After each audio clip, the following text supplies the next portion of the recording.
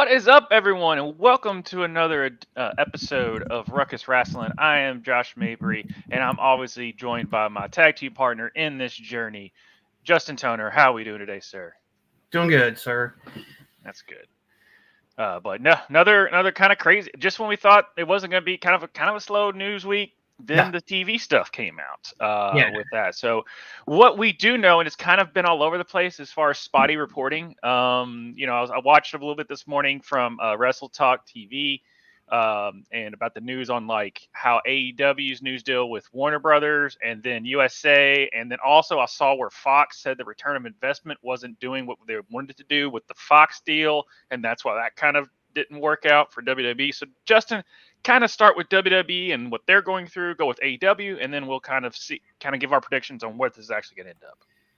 All right. So, as has been reported recently, all of WWE's weekly shows contracts are coming up next year, and there's been negotiations. Now, the first major move that happened was that Fox decided not to renew their deal to have SmackDown on Fox, and NBC Universal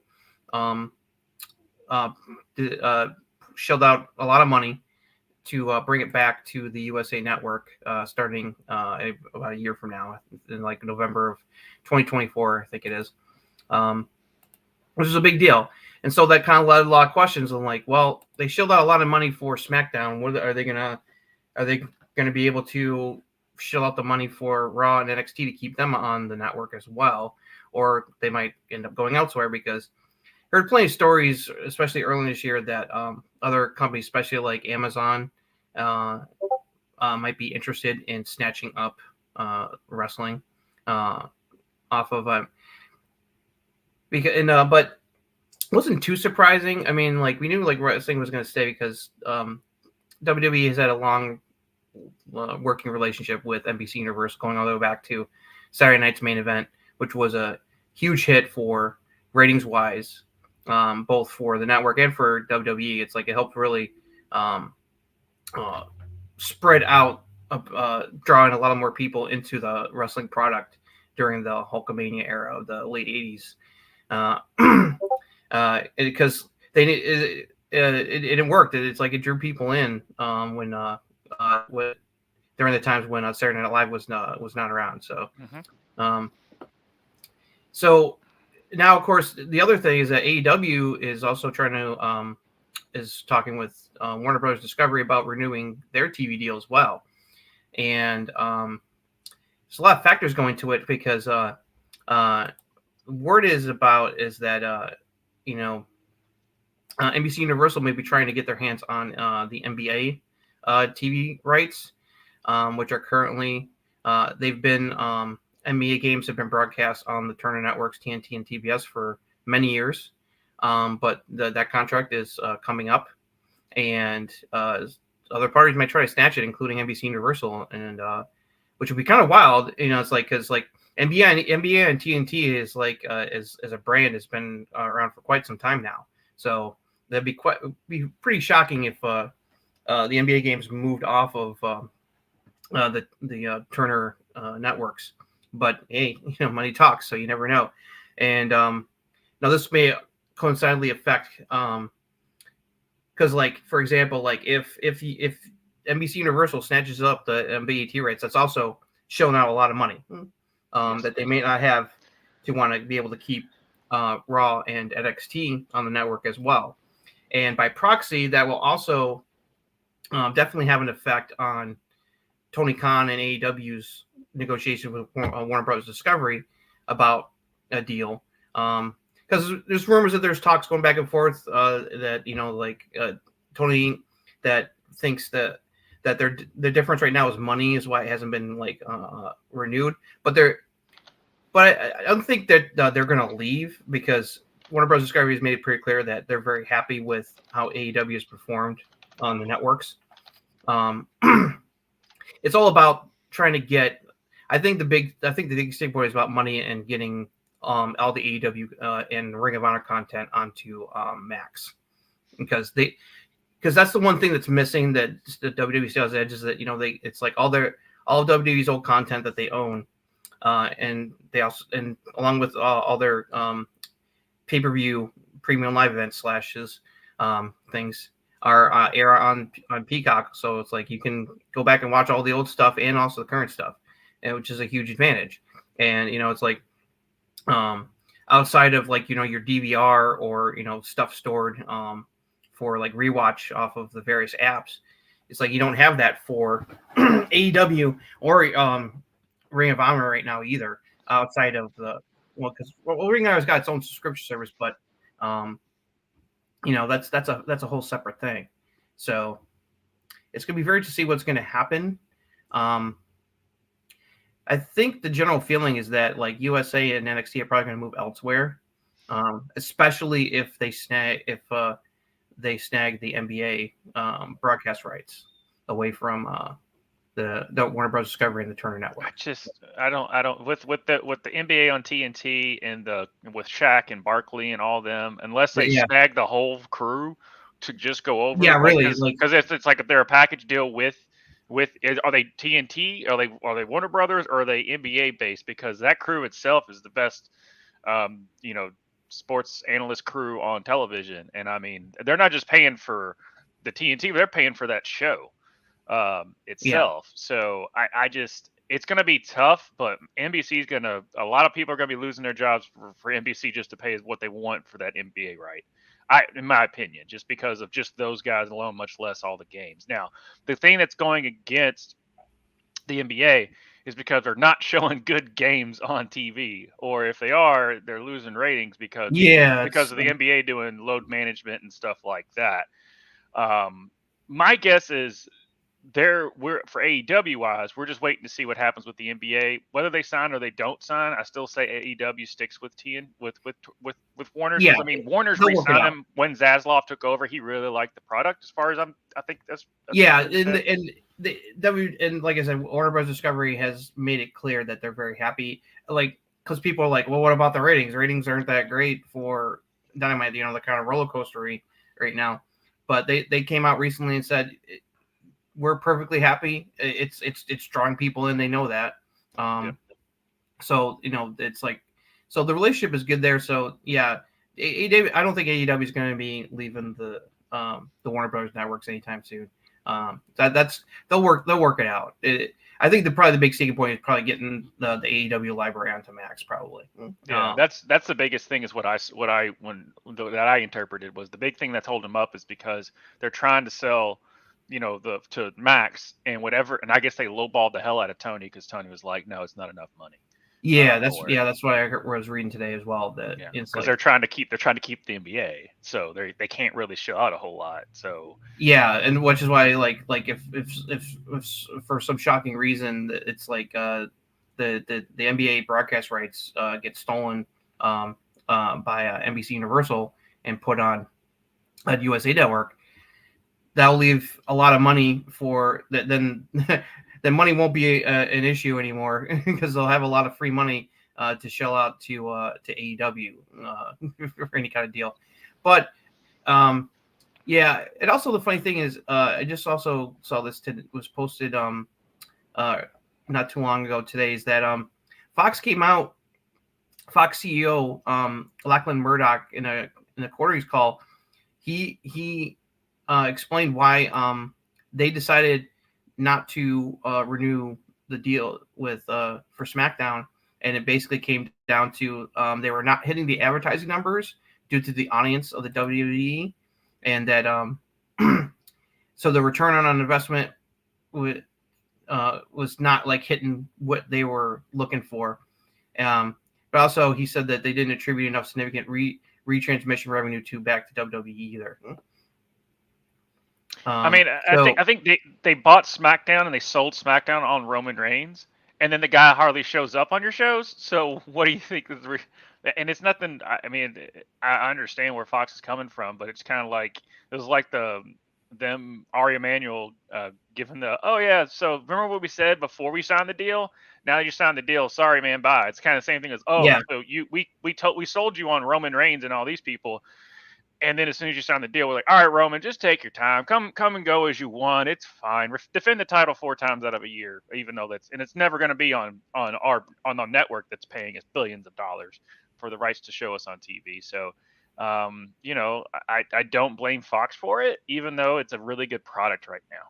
So I think that I think it just didn't gel. Because I mean, if Warner's is cool with spending what they did. Now I don't think it's $1 billion or something for the AEW, right? For averaging what 850, 906, 960, like somewhere around there, like 700 to 900,000 basically is what they're kind of averaging right now.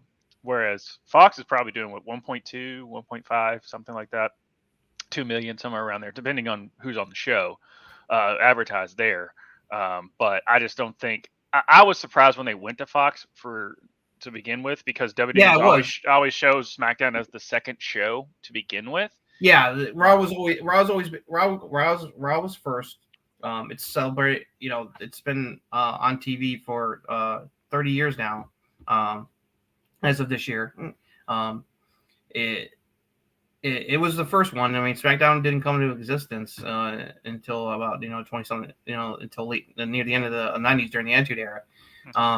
So it's always been the first and like the flagship show. And even though Roman is the big draw, of course, as like the WWE champion, a lot of the big star power is definitely been focused on Raw, and you can see it that way, the way things are booked. I mean, SmackDown still has a lot of important stuff going on, but Raw is the longer show and with the bigger roster compared to SmackDown. So with all that being said, what do you think happens in number 2? I mean, SmackDown's going to the USA Network, but we already know that. That's already been done. Honestly, I thought that was already done. I thought that deal was already done. It is. That's a done deal. So that's going to happen. So the only question is Raw or NXT going to stay on USA, or they're going to go somewhere else? Well, and go ahead. Here's, and I'm sorry to get this last thought out, then we'll give you the floor. So my question is, I think Raw's going to stay on USA. Number one, I think they are, unless they're just trying to ask for an astronomical number that they just can't afford, especially with Endeavor and stuff like that. That could open up doors. That being said, what happens with Peacock? And especially if NXT just goes to some random show, does it go to a sister program of USA, which is a sister of it's like a sister cousin type of thing? Because if Endeavor decides to sell the rights to NXT, because it's not Triple H calling the shots, it's Ari Emanuel, it's the Endeavor group. It's not as much as you want to say they hold the rights to those programs, as far as I know. I mean, unless we haven't really dug into the legal stuff on who has the final say on all that stuff. But if for some reason NXT goes to another show, especially if what they're trying to negotiate with NXT still being on television, and they go to a show that isn't under the NBC umbrella, what happens to that on their streaming service? Right. Do they keep just the back catalog and then just good luck because they're not going to show it and have it then? Yeah, and they had that problem with SmackDown being on Fox while everything else is under NBC Universal and on Peacock. But they work things out with Fox so that the SmackDown doesn't take long for the most recent SmackDown episodes to end up on Peacock. So it's like, but I think they're going to end up staying. I think they'll work something out. It's very obvious that NBC Universal and WWE. It's like I said, they have had a long working relationship going back to the 80s. It's like they're very happy with each other. Unless something happens like the NBA thing, and like they can't work out a proper deal that Endeavor and TKO is happy with, and then they might go to someplace else, but I'd be kind of surprised if they did at this point. But you never know. I'm like, just go back to the ECW days. It's like NXT on Sci-Fi. I'm like, what? That's still a channel. I wouldn't mind if NXT went back to being like, I think maybe make NXT like a Peacock exclusive, like it was back on WWE Network for so long. Yeah, but they've already got back to having the rights to the TV deal, and I think that's a step back, and it's a good product. It's just me as a fan, just like, you're putting out a really good product right now. The thing is I understand USA Network's situation is because they're still, other than that one show where you basically brought in all the big dogs and it bumped your rating, you still are only averaging Also, 650. Right. And the other thing is there's not much other programming on the USA Network that has the ratings draw like that WWE has for them right now. It's like one of the other biggest shows was the reality show Grizzly Knows Best, which is now defunct because Mr. Grizzly went to jail. So it's he did go jail. Yeah, this is my best Grizzly impression I could do. Anything else on where we're going to end up? Because I just think everything's going to stay status quo. It's just trying to get how many zeros are going to be involved with these deals. Yeah. So it's going to be kind of crazy that USA Network is your home for WWE. They could brand that real easily. Yeah. Okay. Bryan Danielson. The dude, man, my boy just can't stay healthy. Now, he's an orbital bone. Andrade, I think you could probably find out. People were saying, like, here's the part where he did like an elbow, and that's there's a lot of speculation. People are speculating that it actually happened in his match with Andrade on Collision a couple days before that. Is certainly possible. Hopefully it wasn't a case of like, I know I'm hurt, I'm just gonna go out and wrestle anyway, which drives us, the fans, and also the people in the front office nuts. I mean, like Cody wrestling the Hell in a Cell match against Seth last year with the torn pec was absolutely insane, and somehow he still got they still got a 4-star match out of that, which I still don't understand. But wrestlers should not be wrestling when they have a serious injury. No, and the fact that he came. I mean, we thought he came back too early with the wrist, was it forearm or wrist? It was a broken arm. It was a broken arm forearm from Forbidden Door. So he just came back from that injury, and then he gets injured again. Now he's on the shelf. Just give him the Undertaker mask from when from when Big Daddy V. Yeah, I'm using his last name that he ever used. Rest in peace. But yeah, when Big Daddy V was just smashed him all around his face, and he broke his orbital bone, so he had a mask on for like 3 days on that. But they said he's out for the year. Does that mean 2023 or like a full calendar 12 months? I think they're saying that Tony was pretty much saying that they don't expect him back for the rest of the year. Okay, that he's not going to be he's not going to wrestle until beginning of next year. Okay, so which still sucks. It's more like wrestlers go out months, a couple months here, a couple months there for injuries. But the fact is like we just got done with an injury, then he got another injury, and that's just you feel for him. But that's why. Here's the thing. That's Bryan Danielson. He always lays it. That's another reason why he's like, I got like maybe another year left in me, because he goes so hard in the paint, and WWE wouldn't let him do that. And that was another big draw of why he wanted to go to AEW, is because they would let him have more, strong style matches, which have a higher percentage of you actually having a serious injury that leaves you on the shelf, which people always get on AEW about. I'm like, but it's an alternative. So if you want more of a hard-hitting match where they don't pull as much punches, is it a good decision, bad decision? I don't know. All I know is every time I watch AEW, they put on solid matches that you just don't, that WWE is getting to the point of, but that was the draw for me at AEW. And it's also a downside because you had the risk of this. And when people are up in age, like Danielson is, then that's what people are kind of nervous about Edge, or Adam Cole. Edge, sure, I'm still calling him that. With Edge being in AEW, because it's a harder style, but that's another reason why why you want to go there, much less for Christian. Yeah. So dang if you do, darn if you don't. But if I'm tuning into AEW not to see the same exact type of match that I would get in WWE, I watch it because it's a different show and it gives me different content. That's still awesome wrestling.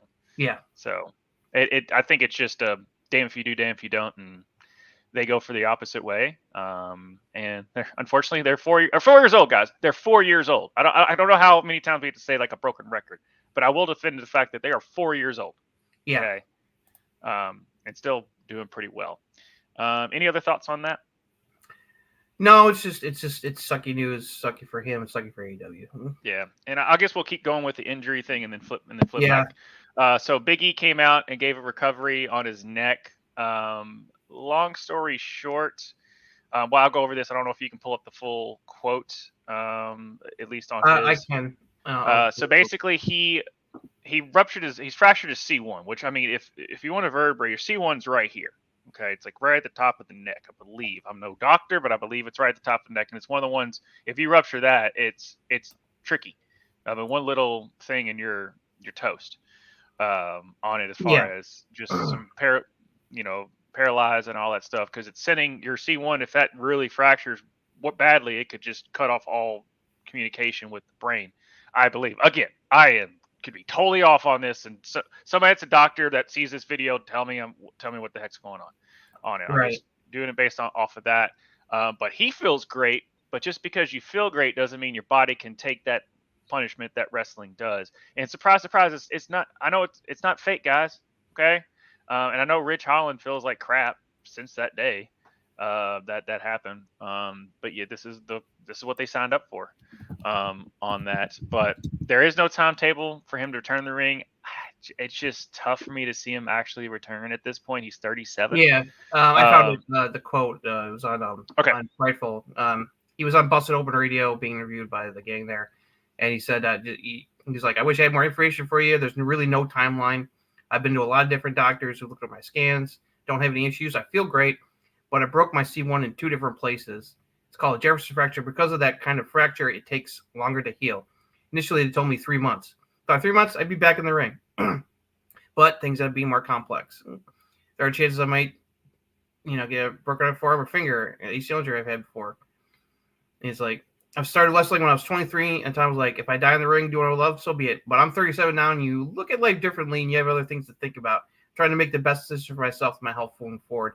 Just don't have an answer. So straight from Biggie's mouth is that it's like he's taking it easy. He's not trying to make a rash decision.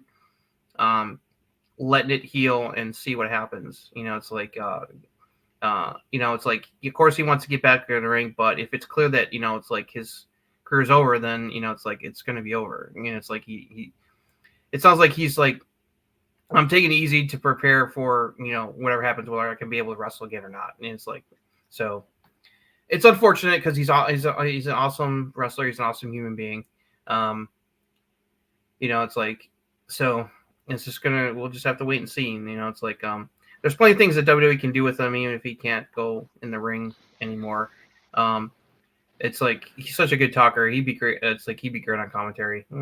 It's like, so a lot of the comments of that quote that you just read were basically saying, like, if anything, like, they should have him on commentary.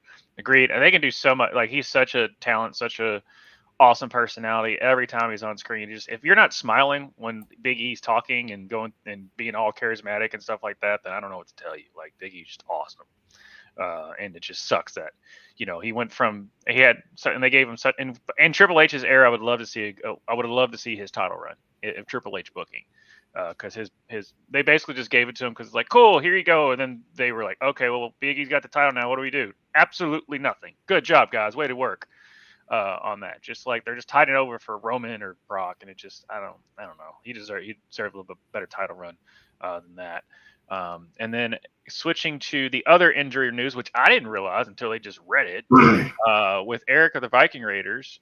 He's undergoing neck fusion surgery, which is a C6. I didn't know. Yeah, it's like, we knew where was he? He was injured. He was going to be out for a while, but now he's going to be out for. He's not going to be back until next year, sometime around this time, probably next year, at best, because. Neck fusion surgery is no joke. It takes a while to recover, and sometimes you can have complications. Just ask poor Colorado. He had neck fusion surgery last year, and he's still on the shelf because he ran into complications that set back his recovery. Who was that again? Kyle O'Reilly. Kyle O'Reilly. Okay, I was wondering where Kyle O'Reilly's been. Yeah, no, he. It's like he ran into some complications, serious complications that set him back quite a while. Yeah, so and if people don't know how serious neck fusions and just your neck are, go listen to Kurt Angle on Rogan, where he basically goes through his whole neck situation, and that dude is insane for all the neck stuff. He broke his neck like 5 times, and he broke his neck multiple times. It's like the Olympics was like the first time. It's like and then it's like in the wrestling ring it happened on more than one occasion, and it's like Yeah. And he just came back. He would come back too early, so it would, because all he was doing was band-aids, and he's Yeah. finally like contemplating having a fusion. But the thing is, guys, on that he admitted he can't curl over 20 pounds now, and his arms have gotten shorter. I don't know how that's happened. Yeah, it's like it's like he's suffering the effects of the cumulative injuries there. So it's like, just so don't end up like Dynamite Kid. Is basically what I'm just don't end like that. Yeah, he's looking for that. But yeah, he's basically like trying to not do the fusion. It sounds like from what his Instagram post was, that the surgery went well. He complimented Dr. Andrews and everybody there. So yeah, we're not going to be seeing him until next year. Yeah, I mean, just take your time with those necks, dude. That's just because I listened to Angle going through all this stuff, and my neck started just like, it's a placebo effect. My neck just started to hurt listening to him talk about all of his neck injuries. And of course, Edge had what, 2, and that's where it took him out because of the numbness and stuff. And it just took a while to heal, and it healed enough to the point where he could get back in the ring. Thankfully. Any about those two? No. Okay. Ronda Rousey, hey, she's back in the wrestling ring. Surprisingly. Surprisingly, that just came out of nowhere, because I thought she was just she was done with WWE, which meant she was just kind of like done with wrestling. No, I think she was just done with WWE, and then showed up. I forget which indie it was. What was it? I got it here. She made last Thursday. She made a shocking surprise unannounced appearance to assist her friend, former WWE and now current AEW women's wrestler, Marina Shafir, who is the wife of Roderick Strong. They're old friends. They go way back. She showed up and teamed with her against Brian Kendrick and Taya Valkyrie for Lucha Vavoom. It's a Lucha Libre professional wrestling promotion that's based out of LA. And they won the match, and she made Kendrick, tap out. I think it was it. But she's going to be teaming up with her friend Shafir again against opponents yet to be named at the upcoming Revolver Unreal pay-per-view on November 16th in LA. All ticket proceeds that event are going toward Lahaina wildfire survivors, the awful wildfires that happened in Hawaii earlier this year. Right. So she's. It's obviously, it's like, I think like she had issues with what was going on in WWE, and it's like, I definitely want to get out and take a break, but I don't think she's like hates wrestling or anything. I mean, like, the fact that she's doing this it's obvious because, number one, she's getting to team with a good friend of hers, and number two, it's for a good cause on top of that. And because Sami Callihan, who's a friend of theirs, was on Bustle Radio, and he said that Ronda wanted to do it to help with the relief fund. Her husband is a native of Hawaii. He's originally from Hawaii, and so she wanted to help raise money to help the people who lost their homes in the wildfires there. So gotcha. And then speaking of Sami Callihan, I don't know if you saw the crazy viral video going around of Jason Segel randomly at one of the indie shows during Sami Callihan. No, I didn't hear about that. Yeah, he he was like just sitting there in one of those, in one of those steel chairs, just like in a random, typical like bingo hall type event, and then Sami like called him out. Well, he's like, oh, I'll never forget Sarah Martin. Like, I don't know what exactly he said. And then I think he went against Penta, and there's a video of him like throwing Penta against Jason, and Jason's like holding him and just smile from ear to ear and like all that stuff. So yeah, can confirm Jason Segel of How I Met Your Mother and Forgetting Sarah Marshall and Freaks and Geeks, depending on where you know him from. He's been in a lot of Judd Apatow stuff. Is a confirmed wrestling fan. The fact that you show up to an indie show, I had no idea. Cool. You show up at an indie show, that means you as someone of him who's that well known actor going to a wrestling indie show, that shows you how much he loves wrestling. He's going to just get an indie show, or he's just real he's good friends with the wrestler. It's one thing when we see celebrities at WWE, the AEW events, because that's typical. They're the big one. They're the big boys. But that's it's very interesting. It's a fun fact, good to know. Yeah. Yeah, I was like, wow, that kind of makes me loop. I got to remember. Funny also, Sammy's being he's upcoming. He's going to be free agent, so he's leaving Impact, and Karrion Kross made a pitch online for him to come to WWE, and also he's been seen backstage at AEW events. So AEW and WWE are definitely are probably Is definitely Karrion hurt, or they just don't have anything for him right now? I don't think I don't know what was going on. I haven't heard injury. I think maybe they just want to maybe give him a break and then come up with something good. I hear he's going to be back soon. The word is that he's going to be back on TV soon. He's been dropping hints that he's going to be back on TV soon. He's I think he just maybe needed a break, maybe for them to figure out a good program to give him. Yeah, because he's fine. I mean, like it's like Scarlett's been the co-host in the Halloween Havoc shows with Shotzi these past 2 weeks because they love horror. So it's not like it's not like they're completely gone, but it's a little weird that he just vanished from TV for a little bit. But I think it was probably more just maybe either he needed a break, maybe, or maybe they were like, we need to go back to the drawing board and come up with something good for you. All right, here's the video of let me make it bigger. Let me make it bigger. Oh wow, that is so wild. He literally throws Penta into Jason Single's lap. Yeah, and he's screaming, "Don't do it, Callahan!" So it's like, oh, that is hilarious. Yeah. So there you go. Jason Segel confirmed one of us. Yeah, one of us on Very that. cool. So that's really cool there. All right. Well, the woo is in effect. Woo! Ric Flair out of nowhere comes out on AEW, and we're like, oh, and he was like, oh yeah, I'm just here to support Sting on his last run. No, we're gonna get more of the Nature Boy, and he has signed a multi-year deal with AEW, and that with his Woo energy drink, which I guess is a thing as well. I don't know how much. An exclusive energy drink for AEW. Woo-hoo! Yeah, I guess they're trying to get on the Prime thing, but Prime was already kind of a big hit, and I think they don't have exclusive rights to it. It might be part of the Paul deal, but I don't know. Maybe AEW just decided to do it and do it with the legend, the living legend known as Ric Flair.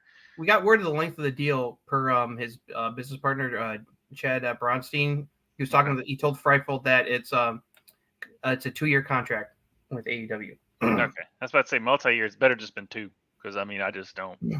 And he did come out. Of course, he's gonna say a bunch of stuff because Rick's going Rick. Yeah. But saying he wants to be heel and have a promo battle with MJF, and I'm like, okay. Okay. I just we love you, Rick, but this is. This was always the concern of some people, and it's like this is going to add more fuel to the fire of Tony Khan is starting to turn AEW into WCW 2.0.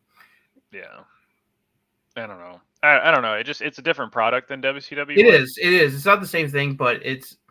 But I get it. I get where they make. I get it. And also, he and Tony have actually known each other for a long time. It's like they actually are.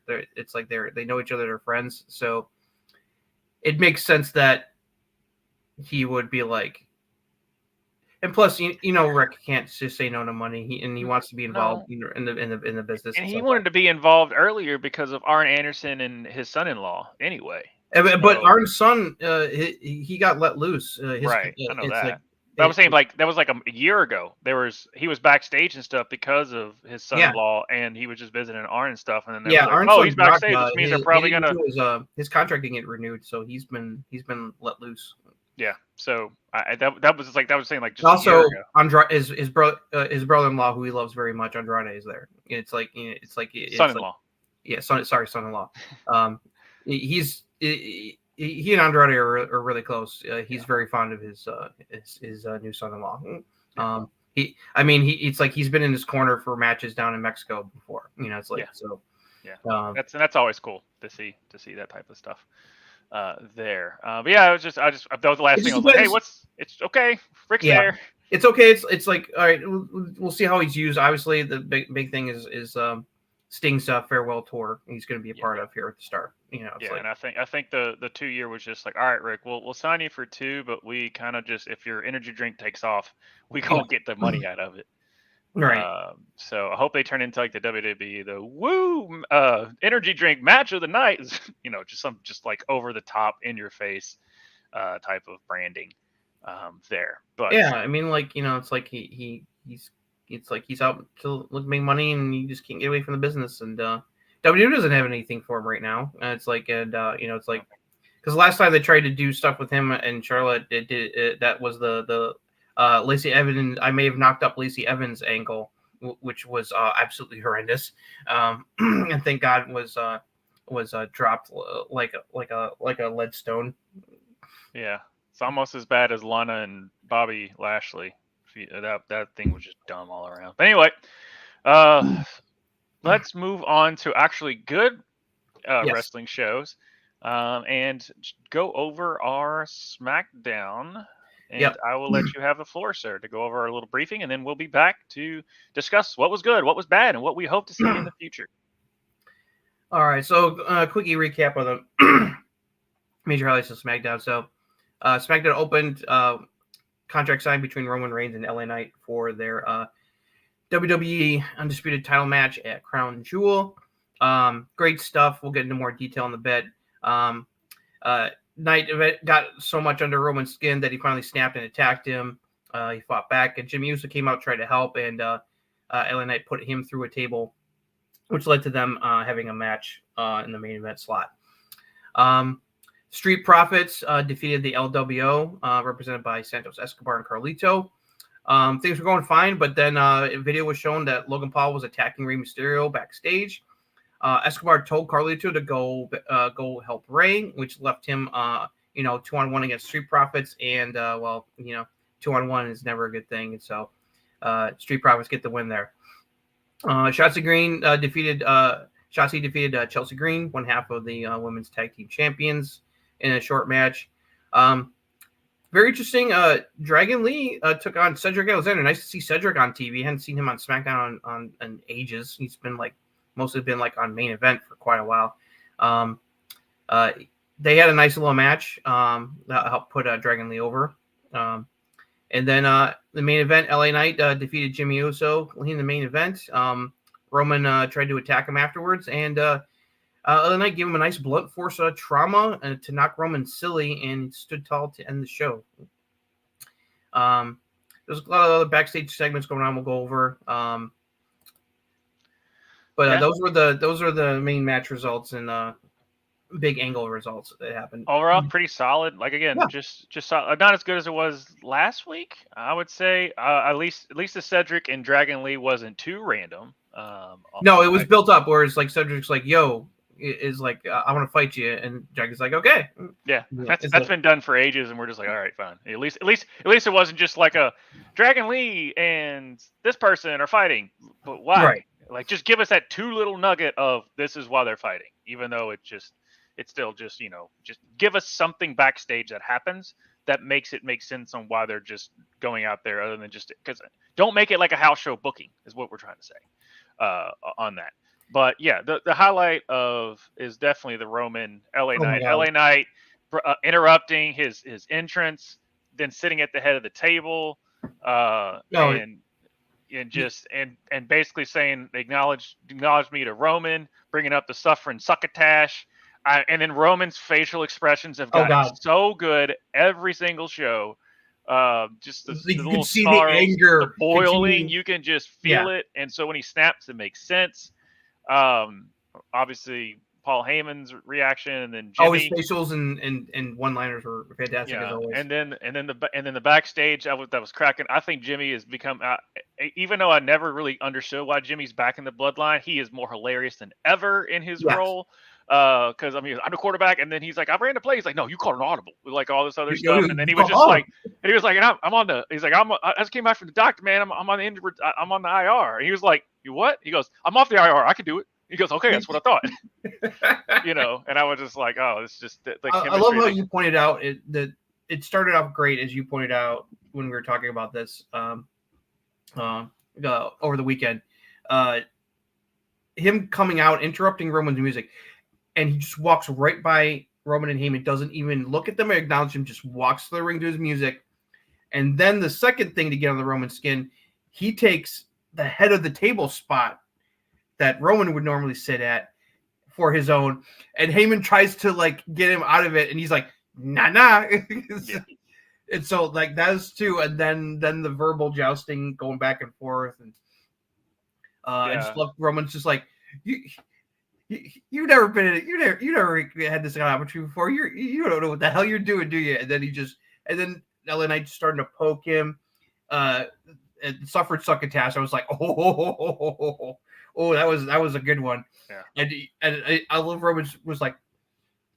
He looks like he's like trying to like, Yeah. And then it was great. It's showing LA Knight getting under Roman's skin, making him lose his cool, which is a good thing because when you lose your cool, you make mistakes. Yep. Another cool thing that I saw from different from LA Knight is the crowd control at this point, because he's gotten to the crowd of saying the LA Knight when he says it, he's like, not yet. Yeah, he stopped them from saying that, from responding. Yeah, see, that shows you how over he is. And the fans listen. Yeah, and he's like, so he's over that much that he can basically have that crowd control. Had the crowd at the palm of his hand. It's like, all right, dude, yeah, congratulations, you're part of the overs club, or the over club. Yeah, on that. So overall, just there's a lot of stuff going on with the LWO. I mean, they got this. They're feuding with Lashley and the Street Profits. At the same time, Mysterio's got Logan Paul coming after him for the U.S. title at Crown Jewel. So it's like they're getting attacked from two sides. Yeah, which is cool. At least they're being featured and doing stuff. This is kind of how hopefully they'll start winning some more matches, because they need some more wins. Winning at the pay-per-view with Carlito's return was great, but it's like, don't do the 50-50 too much of the back and forth kind of thing. It's like you don't want to do it too seesaw. You know what I mean? I just at this point, I don't. You have to. You're committed to the Street Profits at this point. You can't pull the plug yet of them being heels. Yeah, no, you're committed to the heel team. But who else? What other tag team face? Thank God they changed their music too. Their opening music is different now. Thank God. It's like that's a good start. Yeah, but it's just like, what do you? Who else is the Street Profits going to feud with as far as face tag teams? That's the problem. It's not Street Profits. It's not LWO. Yeah, because right now, the Brutes, the other tag team feud going on in SmackDown right now is a Pretty Deadly, and the Brawling Brutes are feuding right now. Mm-hmm. But you just don't have the OC there right now. So because of not Carl Anderson, but Luke Gallows being out. Yeah, Gallows being out injured, that definitely also hurts the tag division as well. Yeah. So it's just, that's the only thing that's my only, they have no choice but to 50-50 book it, because there's no one else for them to feud against that they have. So it makes sense. Like, who else would you have them feud with? That's a face tag team. So the LWO can go basically being like Logan's Corner or not Logan's Corner, Ray's Corner and stuff like that. But there's nothing for them to do but just go back 50-50 booking with. I got real country there, but 50-50 booking with with them and the LWO, because there's nothing else. There's no one else that you can see. Not right now, no. And unless you're going to just make a random tag team with Dragon Lee involved, it just doesn't work. Yeah, like him and Cameron Grimes was a weird. Yeah. Shout out to Chelsea Green and Piper Niven dressing up as the Hart Foundation. Shout out for them doing that. That was rough. Okay. Those two molded together on that. So no, I really like what we'll get to a little bit more. Like this week, Chelsea Green and Piper Niven were MVPs this week for both what they did on Raw and also on NXT. Yeah. They're really clicking as a duo. I like what they're doing.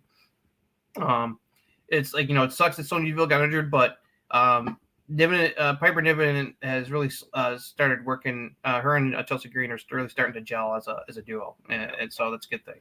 I knew as soon as they put Piper with Chelsea, it made sense on just their two personalities. Like one's the muscle and one's the mouthpiece. And but even though Piper does have the mic skills, but Chelsea is just she's just up. She's got it as far as mic skills and presentation. She's killing it right now. She is. So yeah, anytime Chelsea Green can take the way her character's made, she can take 17. A bit random, weird and random. I mean, it's good that Shotzi got a win, but it was kind of weird, especially with what happened with her and Niven on Raw and NXT. Right. At least hopefully Shotzi would get into like a title program eventually. She hasn't really outside of the brief time that she was feuding with Ronda, she hasn't really had a lot of title opportunities. Well, I think they're just using Shotzi to promote the Halloween Havoc show that happened Tuesday. And she loves that. She loves doing that. She says she hopes that she gets to do that every year. Is what she said recently. Because still getting used to her new hairstyle though. It just doesn't. I don't know. It just doesn't do it for me. It is weird, but I understand. Her supporting her sister going through cancer, so it's like I'm dealing with it. So we in the other backstage segments, Kevin Owens, following up on his interview with Kathy Kelly, got in Austin Theory and Grayson Waller's face, and he punched them just like he said he would, and he says he's probably going to keep on punching them. So the KO is in a feud with both these guys now, so that's going to be interesting where that goes. Because he's kind of outnumbered, so we just see what's going to happen. It's like his deadpan. Kevin Owens, his deadpan. I was just like, really? He had them punch two of them in the face, and I went back because at first I'm like, it was kind of stupid at first, but then I was like, all right, I watched it. Then we go back and watch it again, and I'm like, okay, because it was just like, all right, and he was kind of like John with them, and he was like, I can punch both of you in the face if you lined up correctly. And they're like, we can't do it, and he's like, see, I told you I could do it. I told you I could do it. Yeah, and I was like, okay, all right. That's why. It's still dumb, but it's just dumb fun. That's part of wrestling. So Kevin Owens is like he's so good at making stuff work. He's wonderful. Yeah. We had in-ring promos from both John Cena and Bianca Belair hyping up their matches at Crown Jewel against Solo Sikoa and Io Sky which is a title match respectively. I like Bianca's. Cena's was so fine, but I really like Bianca's because she was like basically like you guys, Damage Control, Io Sky, you guys screwed me. And all I've been thinking about is vengeance, and it's like it's time to pay up. It's like it's like I like that she was like there was definitely some some nice serious intensity from her. It's like I'm coming for you guys. I'm gonna wreck you. Yeah. It's like so they're gonna have hers is good. Yeah, they had a hell of a match, title match earlier this year at Backlash. The crowd was red hot for. So that's one definitely going to be one to look forward to for Crown Jewel on Saturday. It's kind of crazy when you put the belt on good wrestlers that they just have good wrestling matches. Yeah, kind of crazy like that with Io. And then the main event was your typical main event match. He beats Jimmy. Yep, no surprise. Yep. Roman tries to attack, no surprise, but he gets the upper hand. It would obviously to get the fans to believe the possibility that he could win, which unfortunately it's not going to happen. Unless they decide to shock the world, but I don't think that's going to happen. No, but this is how good LA is, and it's just the subtleties type thing. Because him walking past, him just not showing any respect, because everything was just like, it's Roman, and he earned that they presented him like that. He's got the Roman and all this stuff, and all LA Knight doesn't see the tribal chief. He doesn't see Roman. He sees the title and Roman in his way, and that was kind of what he said at the beginning. Ever since he started to do it. And he's presented I don't give a crap who it is. You are nothing to me. I want what's on what you have. It is not you, the person. I'm not scared of you. You're just in my way. And he's consistently showed that every single episode. Yeah. And that is just good by him. And then also letting them do that and not just be like, oh, can he defeat Roman? It's just like him obviously not giving a damn who it is. The fans are believe because they love him so much. So it's like, even though logically Roman losing the title right now does not make sense, they can still buy that he's a threat to Roman, and Roman's doing a good job of showing that LA Knight's getting under his skin and making him a little vulnerable. Yeah, I just like it's a different build than what we've seen with like the past three type of opponents that they say Cody finish the story, Brock Lesnar, hey, you want to do this for the 17th millionth time? Yeah, the getting under the skin is different. It's like not many guys have gotten made Roman just like lose his cool very often. So like what LA Knight's doing, that's different. So that adds a whole new layer that like he's hitting all the right buttons on Roman right now. Sammy got under his skin because he felt betrayed. Yeah. So it's a different type of underskin. Now his underskin is like, this man just, I'm the tribal chief, and he doesn't even recognize, he doesn't acknowledge me. He doesn't. What are you talking Yeah, about? he's like you're a little pissant. It's like you think you're a big fish a big fish in this pond, but no, you're nothing but a goldfish. I'm the shark. It's like, yeah, and then he's also came out when he was on like one of those shows where he's straight in character, but he's like, why would I respect a guy who only defends his title 4 times? yeah, I love that they're playing up that, because that's a lot of people's complaint is the fact that Roman's hardly on TV these days, and that's a valid criticism. Yeah. And I like that they're adding that to the storyline where he's like, it's like aren't you tired of your WWE champion being a part-time player? And it's like, which was a complaint about Brock Lesnar when he was holding WWE or Universal titles not too long ago. A little fun thing that I just now realized because I saw a top 10 list. Paul Bearer was LA Knight's one of LA Knight's managers way back in like an indie or somewhere. I forget where that was, but apparently like they had a really good relationship. And when Paul, I forget his actual name. I think it's his actual first name. Bushy Pringle. When he was like getting bad health, like he was one of the last. He got so close with LA that he was like one of the last people that he. Who wanted him to come talk and it sounds like it's like he was one of the, besides Undertaker, he was one of the people that he was really close with. Yeah, so just a random thing that I just now realized. Well, we realized a lot of things about LA's career, because he's been doing it forever. We've just been under the and I know people are still worried that, oh man, they're gonna John losing to Roman's not gonna hurt because it's not gonna be a clean loss. It's like there's gonna be Solo and Jimmy shenanigans. He's still got henchmen to protect him. Yeah. Until the henchmen are completely gone, which is eventually going to happen. They're still slowly kind of toward building that because what Jimmy's doing now is going to get to the point where Roman's just going to be like, I'm tired. It's like you're completely useless. I'm done with you, and he's going to kick him out, and it's going to probably lead to Solo having to make a choice. Is he going to side with his brother or is he going to side with the tribal chief? And then it's like eventually Solo's going to turn on him as well. So it's like they've kind of put that a little bit on the back burner with Jay was the first domino, but eventually Jimmy keeps writing checks he can't cash right now, and eventually it's going to get to the point where Roman's going to be like he's going to have enough of that shit, especially if failures mount up heavily. We're not marks, okay? We're people who enjoy wrestling for wrestling, and we don't tell the wrestling companies, here's what you should do. You're stupid. We're not some stupid marks. Some stupid mark. No, okay? But yeah, we mark out about certain things, but we're not that crazy. That covers all I feel about SmackDown, unless you got anything else. One last thing. As far as Cena's promo, the whole thing of like, I just don't know if I have it anymore. It's like, isn't your whole thing never give up? Right. It's been that way for 20 years. Right. I don't know if I got it anymore, guys. I don't know. I'm getting up there in age. I just don't know if I got it. And I'm like, you literally have never give up on your edge of the thing. And then now you're like, I don't know, man. I just don't know. I'm doubting myself. And I'm just like, I don't. It's just Cena cuts a good promo, and I can get with that. But that's it. That's the one thing I'm just like, what? Isn't your whole thing never give up? And he didn't even touch on that. He goes, I know I've always said never give up, and I'm not going to.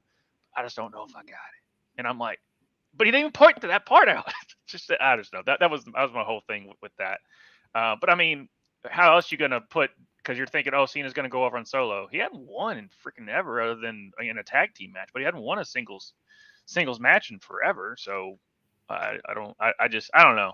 That's kind of how it was about that. I mean, it's a fine Cena promo. It's like one of those really good artists that like have like a mediocre mediocre album. Like even their mediocre albums are better than some of the ones best. So like even that promo, you just still really good and solid and doesn't seem scripted and just seems from the heart. It just goes against his character for the past 15 years.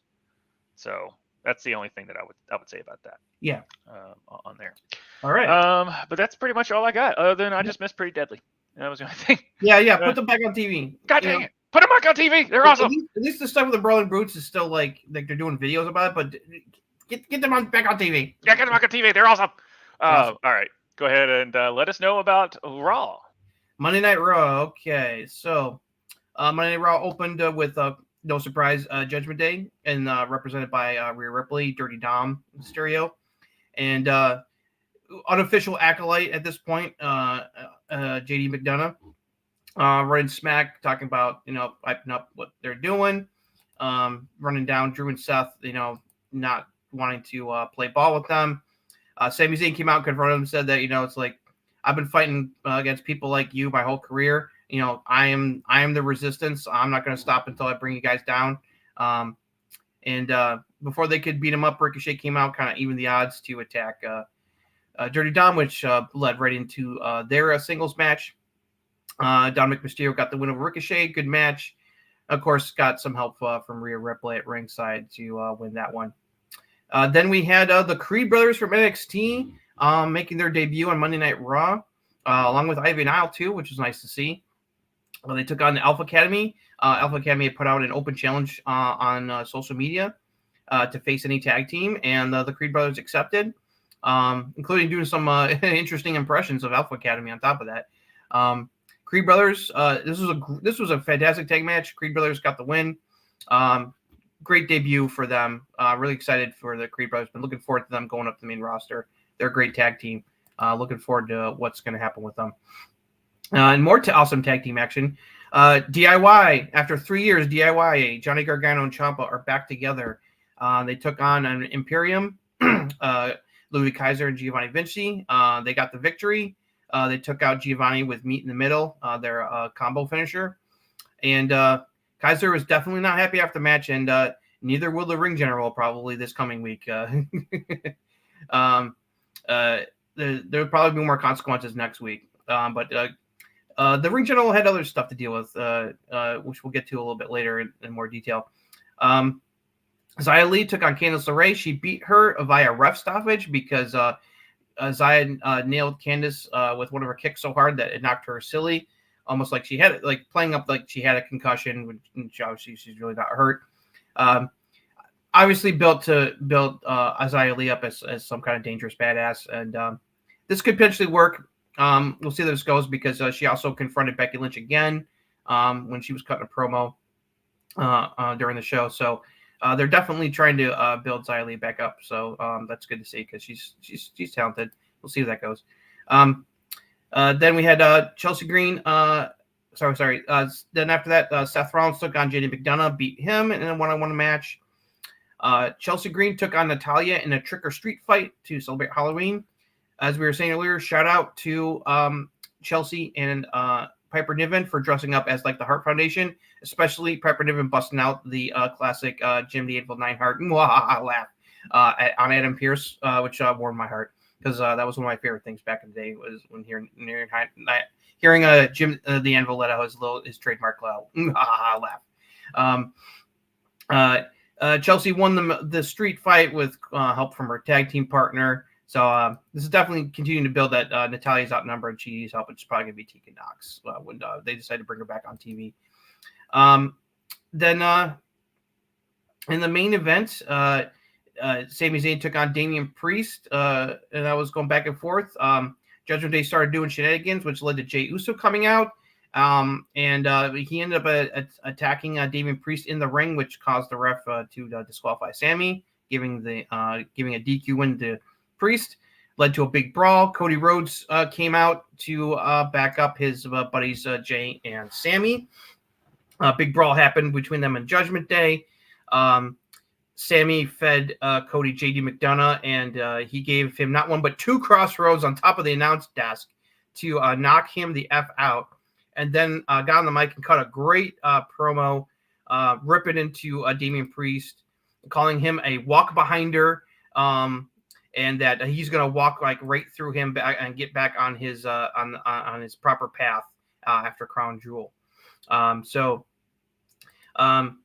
We had other stuff going on. Gunther was on Miz TV, and he verbally destroyed the Miz and humiliated him, including a 3-on-1 Imperium beatdown, which led to Miz getting into a number one contender match coming up next week. The Miz, Bronson Reed, Ricochet, and I forget who the fourth person is at the moment. I'll look it up. They're doing a four-way number one contender match. Winner will get a title shot against Gunther. It's not Chad Gable. I forget who it is. So very interesting. It basically quickly turned Miz back into a babyface, and the fans were actually behind him, which is kind of surprising. But I guess they still like the Miz. Nice video package from Drew McIntyre, going over what happened with him winning the title during the pandemic and how he feels he's been screwed. And Seth kind of called him out and was like, "Boo freaking who?" For his JD match. Love the video package; they always do a good job. And then Becky Lynch had a promo interrupted by Zaya. She was talking about losing the NXT title.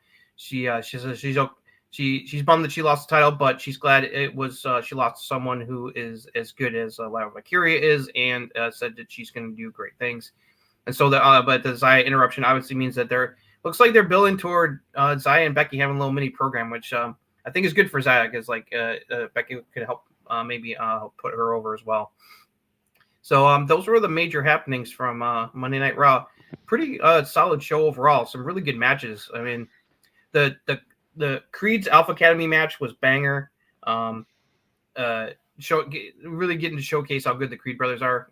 So I was really happy to see that. How good are their mic skills? They're pretty good.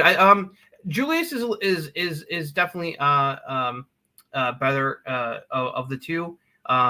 They've definitely improved. They're pretty solid on the mic. So I mean, in-ring wise, are the modern day Steiners. I mean, that's like the biggest no duh. Yeah, I've heard other people comparison. They feel like the second coming of the Steiner brothers. They have that. They have that potential, and I definitely agree. They have the potential to be like Steiner brothers level awesome. Yeah. Yeah, but it's pretty solid. Again, I mean, we're just having really solid shows. Nothing to be like, what the heck just happened? I mean, we had a couple of those last week, but still there. For one thing, this is why me and Justin, as far as marking, this is why me and Justin like Cody Rhodes. And I know some people are like, oh, it does the same promo and stuff like that. I was like, no, dude, he's got that talent where he can turn that gear. He can flip a switch. He can get real pissed off and like be heelish or anti-hero. The walk behind her line was like that was because Priest really ripped into him about you talk about finishing the story. It looks like you failed, and right. He came back and ripped into him in response this week in grand fashion. Which is kind of accurate. He is the walk behind her right now. Rhea, it's like, even though they're like, oh, there's no leader to me, it's very obvious Rhea's in charge. Yeah. It's like she's become the de facto leader of the group. And it's like not mad about it. He's calling him out by like, are you okay with being it's like you're it's like you got the money in the bank briefcase, you could become world champion, and yet you're not on top of the group here. Yeah. It's like was it on this show, or did I just see it like off where Becky took a shot at Rhea saying like at least when she was NXT champ she actually defended it on a regular basis? She did. She in her interview before Zaya interrupted, she was taking pot shots at Rhea barely defending the title. Good. She's also in a recent interview off of TV. She also made mention of that. So continuing to plant the seeds of the eventual Becky Rhea feud. Little sprinkle. Yeah. Speaking about Xia Li, that's awesome. I mean, I like her in-ring work. Obviously her mic skills but that's beside the point. I'm always going to bring that up. But I'm just glad that they're actually showcasing multiple women that they actually have on their roster. Yeah. And they even gave Candice a video package, giving some more backstory for people who don't know who Candice is. So they're doing a good job of, especially with the women's division right now, is you got all these other kind of like feuds going on outside of Rhea dealing with the schmaz of multiple people coming after her. Of women coming after her title. And then you got what's going on between Becky, Zaya, and Candice LeRae. Natalya is fighting a losing battle against Chelsea and Piper Niven right now.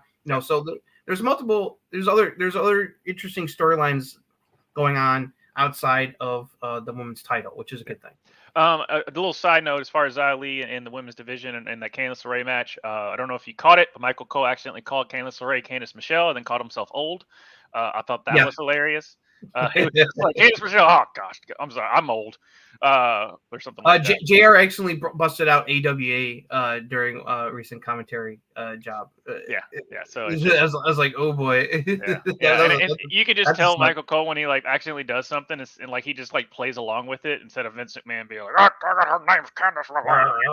Because let's all be honest, though, if Vince was in charge, Candice LeRae would have been on the show. Much less a Xia Li versus Candice LeRae, he would be like, who are these people? Get me back there. He would not be getting featured at all. Yeah. DIY would not be getting a reunion and getting into the tag division. It's like, is that a new theme for them? Yeah, there was a new theme for DIY. Okay. Yeah. It's okay. Thoughts on it? Because I mean, I didn't mind. I thought it was fine. Okay. I thought that their matching gear. I thought was the matching gear. Their match was awesome. Just DIY being back. Well, awesome. it's like I mean, Ciampa and Gargano are great together, and Kaiser and Giovanni Imperium have been a great tag team. They've been they won the NXT tag team titles multiple times. They're a fantastic tag team. So was not surprised. I want them to have like a longer like pay-per-view match and have more time to cook a banger because they can do it. It's just great to see DIY. I'm glad that DIY started off a win. That's exactly what should have happened. It's like, and also this is going to further along the Gunther being unhappy with Giovanni angle that they've been pushing for a while. A couple of things. What do you think about the Miz? Them turning Miz face there with Gunther ripping him a new ass. I mean, fine. I mean, it doesn't kind of like what you were saying is like whatever people like the Miz. Like I'm fine with the Miz. I saw him in the airport once. He's a lot better than I thought he was. He's still it's like he can still go in the ring. He had good matches with LA Knight, and Gunther brings out the best in people. It's like it's like it's another body to throw in Gunther's path until Chad Gable gets his rematch. The rumor is that they're going to kind of link up with DIY because of his connection with Ciampa. I don't know. That's right. I totally forgot about that. Well, that'll be very interesting if Ciampa, because like Ciampa was not happy with Miz, but maybe he can earn Ciampa's forgiveness. Well, because they have a mutual enemy now with Imperium, it's like so that kind of makes sense. I can definitely see like a 6-man coming up with Miz and DIY against all of Imperium. It's just so awesome that in 2023 we're talking about DIY. I know it is. It's wild. It's just great stuff there. And there's no one better that does video packages than WWE. The Drew McIntyre video package was fantastic. So good, and like you understand where Drew's coming from, but like Seth says, it's like you sound like you're whining too much, dude. You got to get over it. And it's like he's making clear he's not over it. No. Which is this is a perfect way to help. It's the slow burn toward him going heel again. What was the reason for the Seth JD McDonough match? Probably because because Judgment Day is trying to mess with both of them. Rhea trying to play them both off each other because trying to make it easier for Damian to cash in. It's like so like they still want Damian to successfully cash in and get the world title. So it's like it's so. So they're kind of Judgment Day is kind of in the periphery. So like Judgment Day, and that shows, and that's an important thing. If you have a top heel group on the show, there's more stuff going on. Yeah, their main focus right now is the war they're having against Cody, Jay, and Sammy, but also, they also are targeting Seth because he's got the world title, and Demon's got the briefcase. So it's like war. There's a war, really? Yeah. Are they playing games? Are they playing games? Maybe. I don't know. We'll see. Just make the match happen. I'm sorry. Just make it happen. I'm looking for it. I don't think it'll happen, but I just wish that like when they decide to finally announce that they have William Regal come out to just say War Games, because people love it. It's like it's like a meme. War Games. But last little thing about the show, just shout out to Piper Niven and Chelsea Green doing the Heart Foundation cosplay. And then and then did you notice that Chelsea Green like went to put some glasses, like the Bret Hart thing, and was like, no. I was like, yes. There was just great stuff there. Great stuff. Yeah. Great stuff from those ladies. Yeah. So let's move on to the AEW. All right. So we'll start with Collision and go into Dynamite. So on Collision, Collision opened with Jay White beating AR Fox. MGF tried to get the AEW title back after it because it's been stolen by Jay White and in the possession of Bullet Club Gold's hands, but he was outnumbered and it was forced to retreat. Speaking of Bullet Club Gold, the Guns were in action. They defeated the Boys. Samoa Joe successfully defended his ROH TV title against Rex Titus. And then we had one of the better matches of the show. Ricky Starks taking on Dax Harwood in the feud between Starks Big Bill against FTR in the tag division. Ricky got the win. House of Black went to attack FTR again. Starks and Bill joined in, of course. And an unsurprising ally came out to help FTR in the form of Roosh and LFI. They joined forces and sent the heels packing. Very, very interesting. I wonder where enemy of the enemy is my friend situation. Who knows? I guess we'll find out hopefully. And then in the incredible main event, I'm surprised this easily could have been a pay-per-view match, but they decided to put it on Collision. MGF successfully defended the AEW title against Kenny Omega to ensure that he will break Kenny's record as the longest reigning AEW World Champion in the company's history so far. Great match. Callis tried to interfere and cost Omega, but thankfully that didn't happen, and MGF ended up winning surprisingly clean. And the two shook hands and embraced afterwards. Really showing that, yes, MJF really is a babyface right now. Maybe more in the vein of maybe like a anti-hero babyface, but definitely still babyface. So that led into AEW Dynamite last night. And so the big angle for Dynamite was that the main event was Bullet Club Gold said that if MJF could find 3 other people to team with him in an 8-man tag against them, that and if they won, he could be able to regain possession of the title belt back. Before the pay-per-view. And MGF, there was a lot of skits with MGF going around looking for partners, being rejected. It's like, and Adam Cole told him maybe he should take up Samoa Joe's offer. Roddy Strong and the Kingdom kept trying to elicit MGF to enlist their services, but of course he's like, screw off. Kept telling him, claim the same thing. Nice little callback to previous history when he went to try to see if Kenny Omega would be willing to help him, but Chris Jericho answered the door and then promptly slammed it in his face. Also, he got accosted by Waldo. Waldo threatening that he's going to be coming for him and when he least expected. Finally, eventually, he agreed to let the Acclaimed and Billy Gunn be his partners for the main event. As far as the rest of the matches on the show, we opened with Orange Cassidy defeating Claudio Castagnoli to retain the AEW International title. Jon Moxley attacked Orange afterwards and beat the crap out of him in anger. He cut a promo afterwards basically saying that he felt that him taking on Phoenix while he was out injured and getting the title back was like a slap in the face after he, gave him respect after their title match at the previous pay-per-view when he beat Orange. And so he wants to take everything Orange and hurt him because apparently he's in a bad mood. But when is Jon Moxley not in a bad mood? And then we had Hangman and the Young Bucks defending the ROH 6-man tag team titles against the Volga Embassy, represented by Brian Cage, Bishop Khan, and Toa Leona. Swerve came out and that triggered Hangman to be a dumb babyface and chase after him into the back, leaving the Bucks by themselves 3-on-2, and they lost and lost the 6-man tag team titles.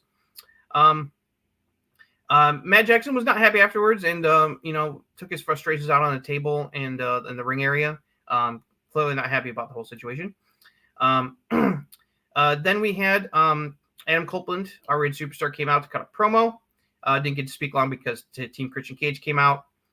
Christian Cage basically threatened not only that he's going to retire Sting sooner before he plans to next year, but he also will do the same to Adam as well. He will break his neck and put him back into retirement, and this time in a wheelchair. All kinds of threatening maneuvers. Team Christian attacked him. Christian went to try to do a concerto, but Sting and Darby make the save. And Adams had enough of Christian's bullshit and agreed to team up with Sting and Darby against Team Christian at the pay-per-view. No surprise there. But good stuff, good verbal stuff from between Christian and Adam. Chris Jericho and Kenny Omega continued their alliance. They defeated 2.0.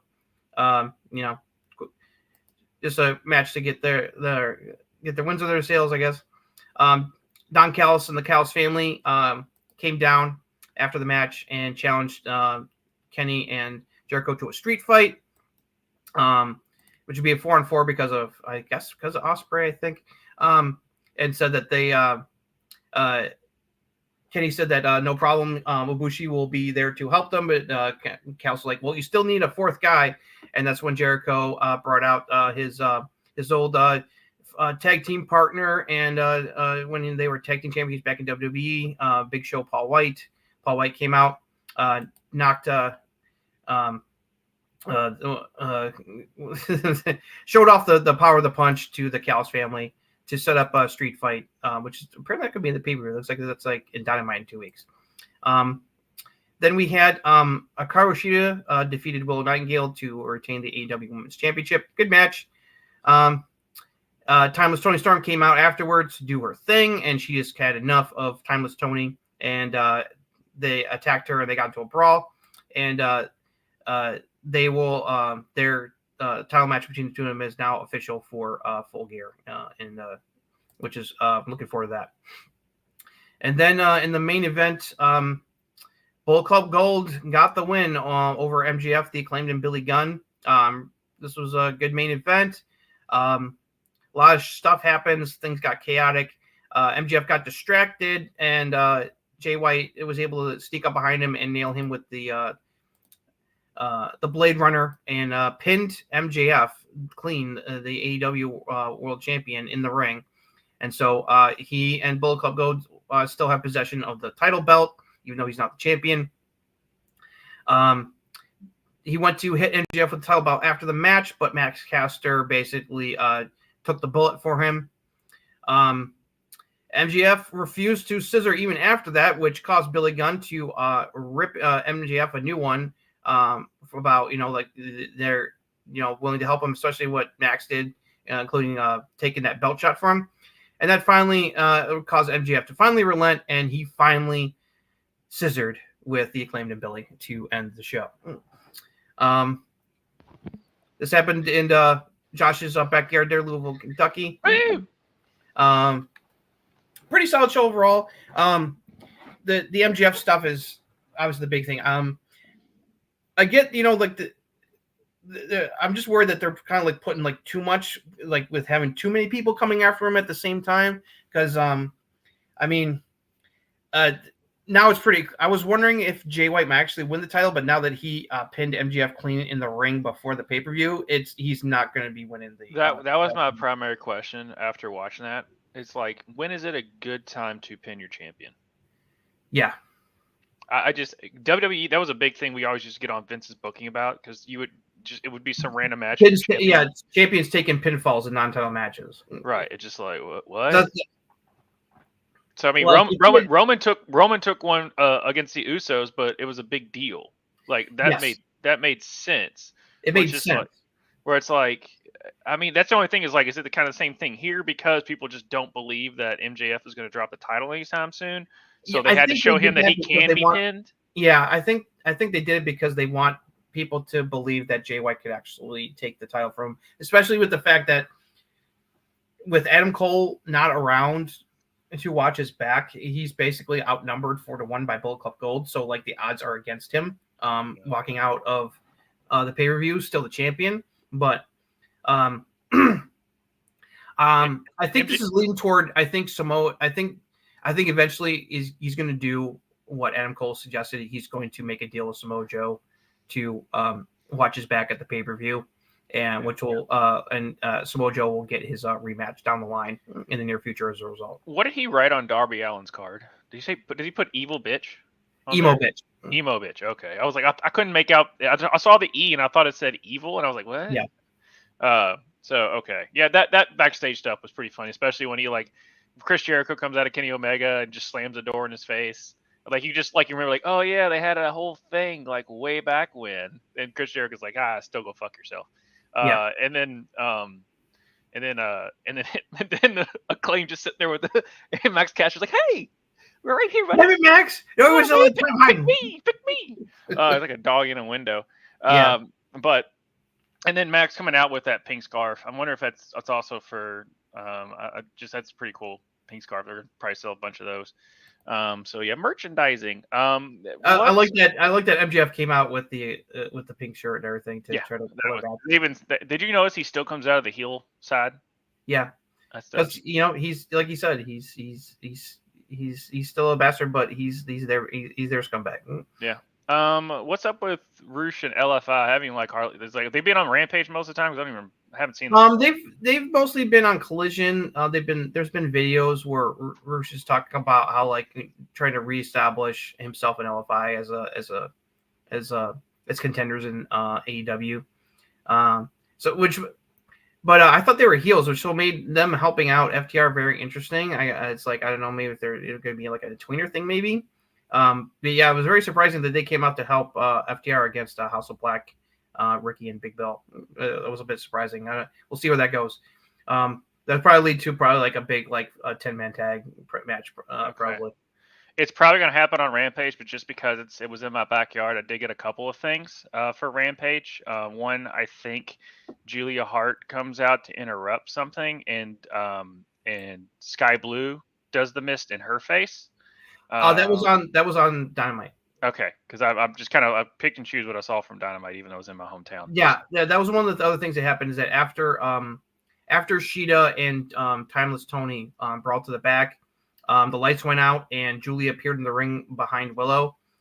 Sky came out and it looked like she was going to side with Julia, but she spit mist in Julia's face instead, showing that the heel turn is not going to happen, which I think is a good thing. I don't think turning Sky Blue heel would have been a good idea. I like Sky Blue's look. I just haven't. I told you, I'm like right there. Like Julia Hart, I was like, okay, let's do it there. And now I'm like, okay, I get her now. I like them playing. I liked her getting one up on Julia with missing her. Because Julia's got some weight to her now from the matches that she's put on. Yep.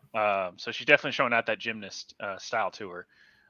Just y'all just wait for Billy Starks, my girl from Louisville. She's a graduate of one Atherton High School. So. I don't know about look. I understand it makes sense that the Young Bucks would be frustrated because that was my next question. So thank you for bringing that up. Stuff with Hangman and Swerve. Obviously, they're concerned for Swerve. I mean, concerned for Hangman, especially after Swerve invaded his home like he did the week before. But Swerve easily distracted Hangman, which caused them to lose the tag title, the 6-man titles, which I don't think they should have won in the first place. But anyway, and then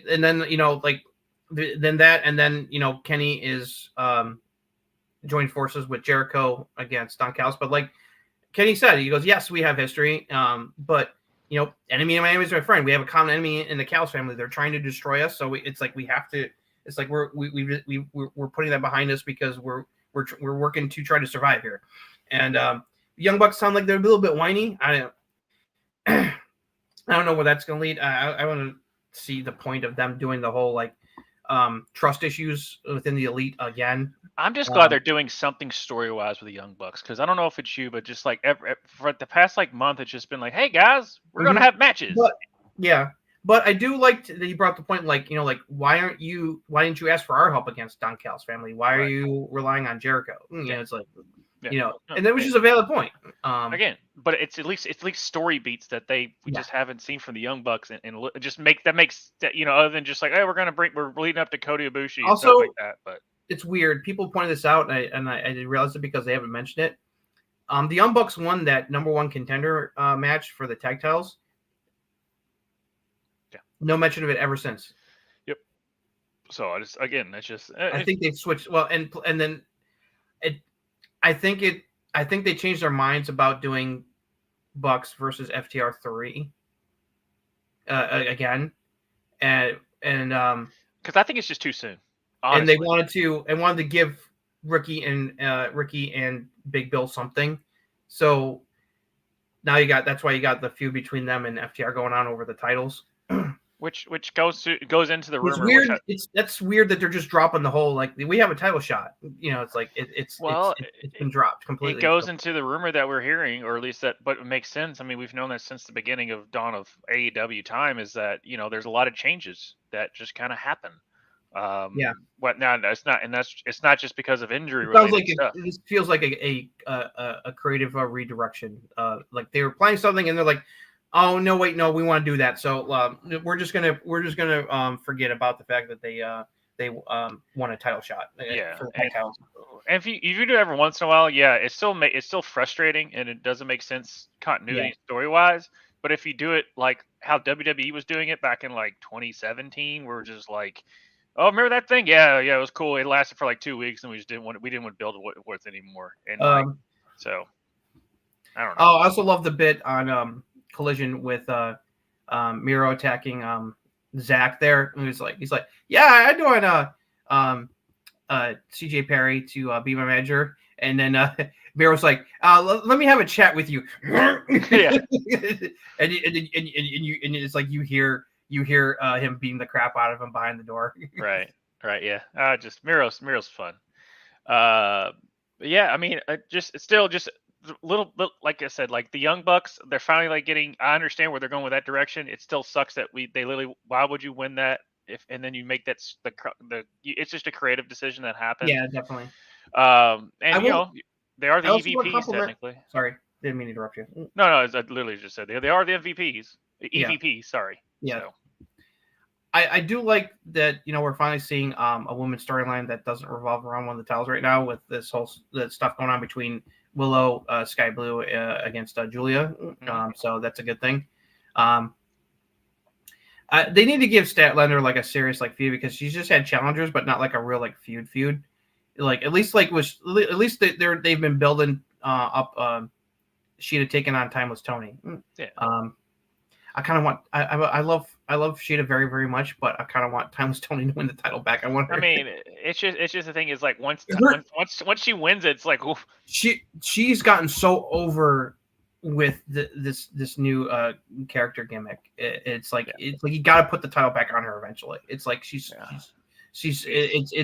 the fans are eating it up as they should because it's been fantastic. She's crushing it with this whole thing. She's clearly head and shoulders above the rest of the women's division. It's not even close. Yeah, for what she's doing.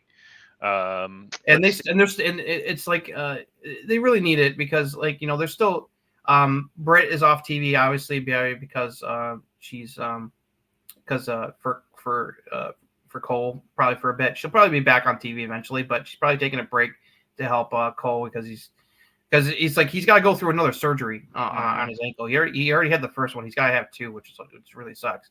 Yeah. So she's probably being there for him. And Thunder Rosa and Jamie Hayter are both still out injured. Yeah. So I have no idea. It's like that back injury Rosa had must be. It's like Randy Orton kind of situation where it's like she's been out gone for a long time now, more than a year, getting close to like a year and a half. And she's like there's like no timetable for her to be back. Hopefully we'll hear something about Hayter soon, man. It's like hopefully she'll be back soon because she was really over. I miss Jamie. I miss Jamie Hayter. Yeah. She's yeah. I didn't realize her she improved so much in a short period. Oh, yeah. Like she had the look, but you can just tell she was a little green. She got over like LA Knight, she got over organically on her own. And it's like it got to the point where AEW couldn't deny it and put the title on her. It's like and she was putting on solid matches when she was. She's really good in the ring, and so hopefully she'll be back. If not before the end of the year, hopefully by the beginning of the new year, she'll be back because they really need her. The last thing I want to do, as far as like not stopping the storyline, do you think how many times have they changed who the devil is? They probably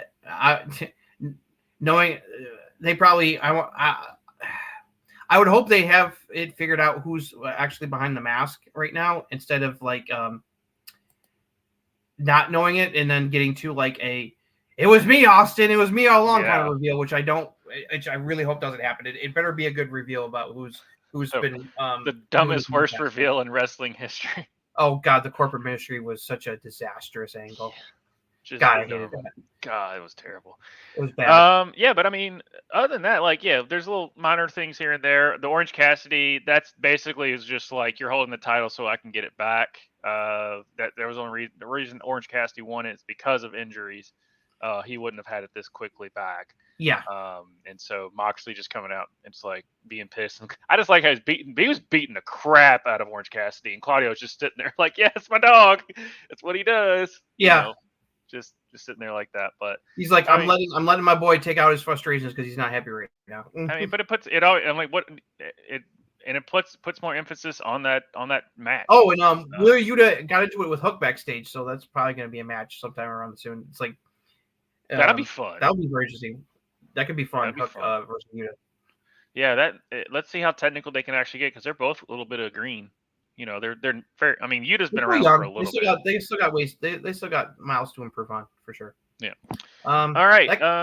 Anything else? No, that covers it for AEW side. So all right. So NXT, I did not hand up. Have yet to go back to watch this one. Because I've been busy with the other jobs. But yeah, to wrap up Halloween Havoc Night 2. Yeah. So Tuesday night, NXT had their second night of Halloween Havoc. Shotzi and Scarlett showed up dressed up as Ghostbusters, including in an Ecto-1, which was kind of cool. They were originally going to host a show, but then the Unholy Union, Alba Fire and Elsa Dawn showed up and kind of like, hey, there's something you should take care of, and we'll take over hosting the show, which they did, and did a fine job. Opening match, the Creed Brothers took on Angel Garza and Humberto Carrillo in a tables, ladders, and scares match, aka chairs. It's just insane what you would expect kind of car crash match. When you go back and watch the footage, dear God, look at the bruises and welts on Julius Creed's back as this match progresses. Dear God. Creed Brothers won. They did their finishing move, which is kind of cool. It's like a doomsday device, but he's doing a cannonball instead of a clothesline. And they put Carrillo through a table to win the match. This is their song in NXT, and they're going to be going on Raw permanently. That's a hell of a way to go out. Creed Brothers booked really strong this week between Raw and NXT. It shows you what WWE thinks of them right now. Then we had Joe Gacy cut a promo trying to reestablish his character now that the Schism group is dead. If it makes me care about Joe Gacy, that'll be impressive. No offense to the guy. Tiffany Stratton was supposed to have a match with Fallon Henley over their recent tiffs backstage, but there was no match because Tiffany attacked her before the bell, beat the hell out of her, went after her knee, and then did a classic ring post figure 4 to accentuate the attack. And so there was no match. And so build some more heat between the feud that they got going on there, which I'm fine with. We had a bunch of skits start the show where Noam Dar and his Metaphor stable dressed up as a Scooby Gang. Props to them. Appreciate that. Went into the haunted house where Akira Tozawa was hiding with the NXT Heritage Cup, try to get it back for Dar, who's the champion. A lot of skits involved, all kinds of shenanigans, the usual stuff they do for Halloween. Eventually, I'll cut to the chase. It eventually led to Tozawa basically negotiating a Heritage Cup match with Noam Dar next week. If he will agree to that, he'll give the cup back, and Dar agreed to the match. Dirty Dominic Mysterio took on Nathan Frazier and defeated him to remain North American champion. Surprisingly, it was a clean win. Him and Nathan Frazier's good young talent. He's one of he's a Seth Rollins student from his school. So it's like he's sky's the limit for him. If he's with Seth Stoolage. They had a good match. He beat him clean. No major shenanigans for Rhea during this match, who was there. But after the match, Wes Lee finally returned. I was talking about him last week when he was going to show back up, but he finally returned to TV and attacked Dom because he was the one who took the title from him. So it's cool that Wesley's back, and looks like they might have finally get a proper rematch between the two. Probably coming up with a deadline the next pay-per-view. Braun Breaker took on Robert Stone. Quick match as you expect. Stone tried to put up a fight, but Braun Breaker just toyed with him and beat him easily in a very short match. He went to try to wreck him with the steel steps like he did Von Wagner, but Von Wagner returned to make the save his manager and friend. And so the Braun Breaker Von Wagner feud continues to heat up. Nice video package on Lyra Valkyria on her defeating Becky Lynch to win NXT title, showing her talking to the media and everything. Very cool stuff. Chelsea Green and Piper Niven took on JC Jane and Thea Hale, representing Chase U for the WWE Women's Tag Team Champions. The champions retained. JC Jane tried to cheat to win, but Andre Chase stopped her from doing that, which led her to getting pinned for the loss to further along the Chase U storyline. And there's definitely something going on with Tony D and them there. They want a rematch, and they're implying that there's some other stuff that's been going on between them and Chase U, which I have theories about. We'll get to that later. Lexa King had an interview, putting himself over. And then we had the main event. Before the main event, the women's breakout tournament finals happened. I thought Kalani Jordan was going to win this, but it ended up being Lola Vice got the victory over Kalani Jordan. So she will get a future shot against Lyra Valkyria for the NXT Women's title. Both these women definitely, I can see what they see in them. They definitely have some potential. So it's a little more work. I think they could. They definitely could. These two could go places. So we'll see. We'll see how they continue to develop. And then the main event, of course, was Ilya Dragunov defending the NXT title against former champion Carmelo Hayes, who he beat for the title. This is a third match in their trilogy. These two have great chemistry. Carmelo was looking to hit his finisher, nothing but off the top rope, when all of a sudden, Trick Williams' music hits. Trick came out, much to the happiness of the crowd. Melo looked like he saw a ghost. That distracted him enough to allow Ilya to hit him with his finisher, the Torpedo Moscow, to retain the NXT Championship. Trick got into the ring and stared down Carmelo, who looked like he didn't even want to look Trick in the eye, kind of building up was he the one responsible for attacking Trick? But before either one could say anything, Vic Joseph said something was happening backstage, and they cut to the back and showed that Baron Corbin had attacked Ilya Dragunov by the gorilla position and had him laid out on the ground, and said that he warned him he was coming for the title, and it's like his time's almost up. And so that's how Halloween Havoc Night 2 ended. Some good stuff. I still think Night 1 was a little bit better than Night 2, but this was still a good night of entertaining stuff. The TLC match between Creed Brothers and Los Lotharios, Garza and Acrio, was fantastic. And so was the main event. So it ended good and it finished strong with the main event as well. And also building stuff to obviously stuff that's going to happen at the Deadline pay-per-view. They also made it clear that they're doing the Iron Survivor Challenge matches again this year at Deadline like they did last year. They said that WWE Hall of Famers will be announcing the participants in these matches.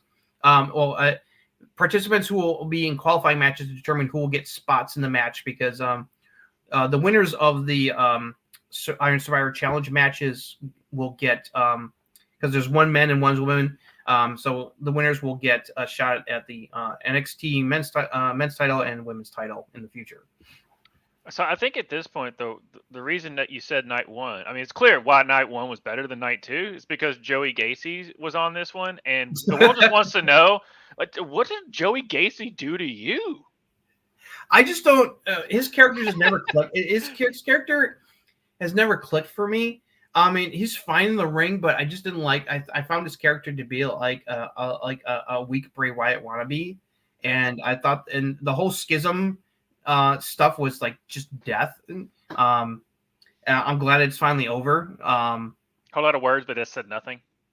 Yeah, kind of what Bray Wyatt was when Vince was booking him. And some when people always get on Bray about him, like, but Bray was different. If they can find a way, it's like it's just the way it's like the character just rubs me the wrong way. I mean, Joe Gacy is a performer. He's locked in with the character, and he gives it his all. It's just like the way the character is constructed. It just it just kind of like rubs me the wrong way. That's all. It's like I'm just not into it. So we'll see if they can finally get me to like the Joe Gacy character. Is this the first time we've seen Von Wagner back actually in the since the Steel Steps thing? Yeah, since the Steps attack. Yes, this is the first time he's he's been back in the Performance Center.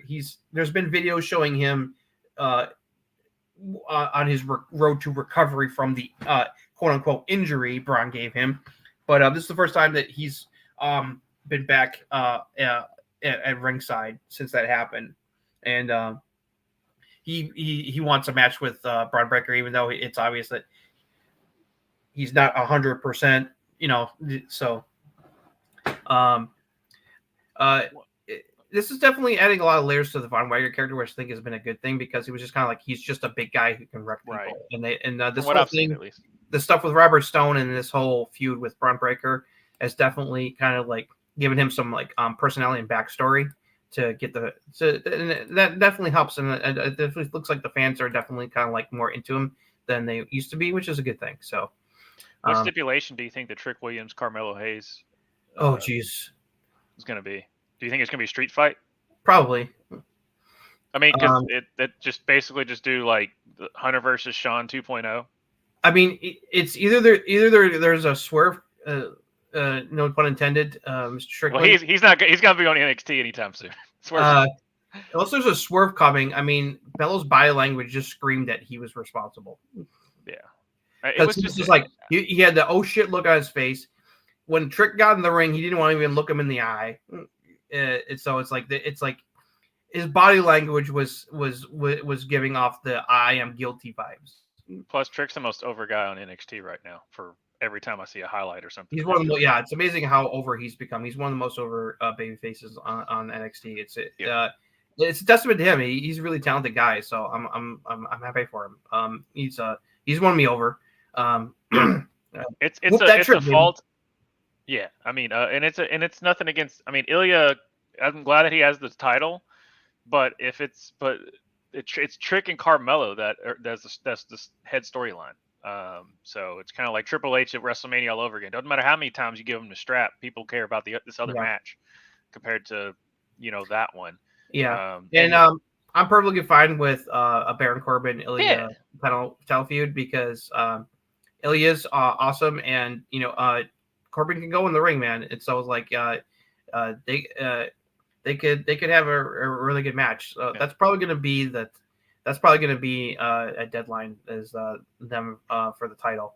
I am one of those non-X-Pac Heat haters of Baron Corbin that apparently people just don't like him. I'm like, dude's good. Dude's fine in the ring. Like he's not like the best on the mic. He's not the worst in the mic. He's not the best in the ring. He's not the worst in the ring. But you know what he is? He's safe. Yep. And also, Alba and Ilsa did a little bit of spooky witchery toward Chelsea and Piper after they defeated Chase U to further up, because they've been cutting video promos threatening the pair, saying that they're going to be coming for the tag title. So that was nice to see. They're like, hello, we're coming for you. Yeah, no, you're not wrong. After watching, kind of going through the rundown, that Chelsea Green and Piper Niven were definitely the MVPs of this week. I mean, they were everywhere, and they were entertaining as hell every time they were on screen. So and they had a really good match. Yeah, like they had a really good match there with Jane and Thea Hale. JCJ and Thea Hale worked surprisingly well as a team. I wasn't sure about them because like Gigi Dolan were great as Toxic Attraction, but her with Thea definitely has potential. They had some good chemistry going there. All right. But good. Yep. If I say anything else before we wrap up with Crown Jewels predictions? No, that's it. I was pretty happy with the show overall. I thought Night 102 was just slightly better just because of the big title changes, especially the Lyra beating Becky. There wasn't any like major title changes. It was more just about like settling feuds, and but there's the TLC match and the main event delivered, so it was a thumbs up show. Okay, I swear to you, I will finally watch an NXT show from top to bottom. I swear I will do it. I know enough about what's going on, but at least check out those two matches, the opener and the main event, or the highlights of the show for sure. Gotcha. All right, so you got the card pulled up. Yep. So we got Crown Jewel coming up this Saturday from Saudi Arabia. Still happening, whether we like it or not. It'll be an afternoon start time because of the time difference. So on the kickoff show, they're shockingly they decided to do a match on the kickoff show. They haven't done a kickoff show match in a long time. Solid match. That seems to have gone away under Triple H's tenure, but I guess they're making an exception here because on the kickoff show, Sami Zayn's taking on JD McDonough of Judgment Day. I think Sami's going to win this.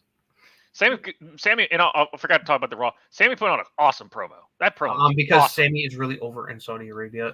If you saw the last time they were in Saudi, the reception he and Kevin Owens got while they were tag team champions. Oh boy! Yeah, he's definitely over there. As much as he disagrees with their politics, the fans love him. That's all that matters. Yeah. On that, but yeah, Sami could have cut a really good promo. I forgot to mention that about the Raw. For that opening. And we got a couple. There's some title matches. We'll go up to the non-title matches. We got John Cena taking on Solo Sikoa, the Bloodline.